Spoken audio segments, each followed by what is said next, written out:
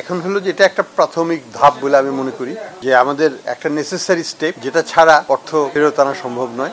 যে জিনিসটা হয়, যদি অ্যাসেট ফ্রিজ না করা হয় তাহলে ওই অ্যাসেটটা বিক্রি হয়ে যায়, বিক্রি করে টাকাটা অন্য দেশে নিয়ে যায়। তারা তো এক দেশ থেকে আরেক দেশে নিতে তারা পটু দক্ষ, কাজেই লিকুইডেশনটাকে প্রিভেন্ট করার জন্যই এটা করা, যাতে এই সম্পদগুলো ওইখানে ফ্রিজ হয়ে থাকে, বিচারিক প্রক্রিয়া শেষ হওয়া না পর্যন্ত, সেটা যে কয় বছরই লাগুক না কেন, ওই সম্পত্তি আর বিক্রি করতে পারবে। এটা একটা অর্জন, এবং এটা একটা আমি বলবো যে গুরুত্বপূর্ণ প্রাথমিক একটা অর্জন। এবং এটার মাধ্যমে একটা দুটো জিনিস প্রমাণিত হয়। একটা হচ্ছে যে এই সম্পদগুলো আর ট্রান্সফার হবে না, এবং ভবিষ্যতে হয়তো আমরা আরো কিছু সম্পদ এখানে অ্যাটাচ করতে পারবো ব্রিটিশ সরকারের সহায়তা নিয়ে, সেটা একটা জিনিস। আর 2 নম্বর হচ্ছে এটা প্রমাণ করে যে আমাদের যে ক্লেমটা, দাবিটা আছে কিছু ব্যক্তি বা পরিবারের উপর, যে তারা অর্থ আত্মসাৎ করে, সেটার একটা যথার্থতা আছে। অর্থাৎ যখন ব্রিটিশ সরকার এই আমাদের অনুরোধে এই ধরনের কার্যকলাপে যাচ্ছে, তারা কিন্তু তথ্য উপাত্তগুলো যেটা আমরা সরবরাহ করেছি সেটার ভিত্তিতেই তারা এই সিদ্ধান্ত নিচ্ছে। কাজেই তারা নিশ্চয়ই আমাদের সাথে কিছুটা হলেও একমত যে এখানে যথেষ্ট কারণ আছে তাদের সম্পদকে জব্দ করার। বিশ্বমানের থার্মিক্স রড, সালাম স্টিল থার্মিক্স,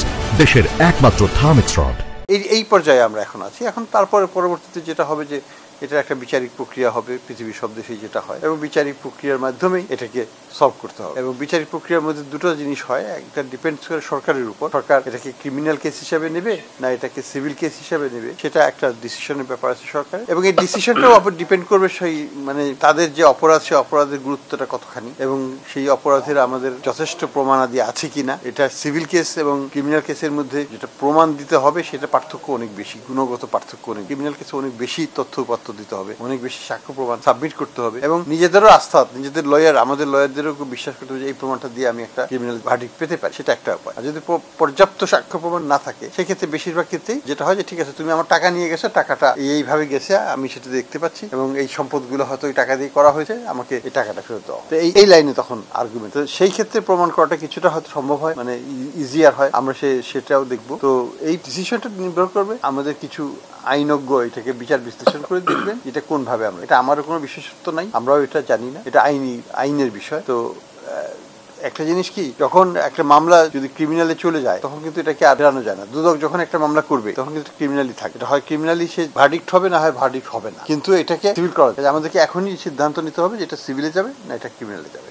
এই সিদ্ধান্তটা এখনই নিয়ে আমাদেরকে এগোতে হবে সামনের দিকে। না, এখানে তো কিছু মামলা হবে ক্রিমিনাল, কিছু মামলা হবে সিভিল। কোনটা কিভাবে হবে সেটা তো আমরা এই ডিটারমিনেশন আমি করতে পারবো, এটা করবে আমাদের আইনজ্ঞরা, যারা মানে আইনজীবীরাই এটা সিদ্ধান্ত নেবেন যে এটাতে যথেষ্ট প্রমাণাদি আছে, সেই ভিত্তিতে আমরা একটা প্রক্রিয়া ঠিক করে ফেলবো, সেই প্রক্রিয়ার ভিতর দিয়ে এটাকে যেতে হবে।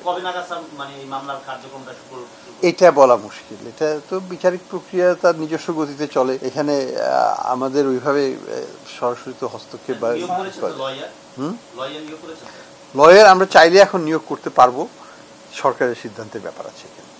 দেখুন, ফার্স্ট অফ অল প্রিম্যাচিওর আলাপ করে তো লাভ নেই, আমাকে ধাপে ধাপে এগোতে হবে। অর্থাৎ আমি যদি ভার্ডিক্ট না পাই তাহলে তো আমি অ্যাসেট পাবো না, তাই না?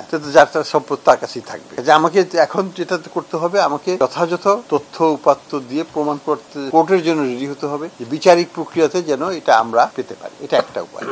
আরেকটা উপায় হচ্ছে, যেটা পৃথিবীর অন্য সব দেশে আছে, বাংলাদেশে সেভাবে হয় না, সেটা হচ্ছে আউট অফ কোর্ট সেটেলমেন্ট। আমাদের যেটা এডিআর পদ্ধতি আছে, তো আউট অফ কোর্ট সেটেলমেন্ট যদি যেতে হয়, সেটাও একটা প্রক্রিয়া। সেখানে তখন লয়াররা আলাপ করবে এবং তারা ক্লায়েন্টদের সাথে, দুই পক্ষের ক্লায়েন্টের সাথে আলাপ করে যে একটা সমঝোতা আসতে পারে কিনা, সেটাও একটা প্রক্রিয়া। এটা এই সিদ্ধান্ত সরকারকে নিতে হবে।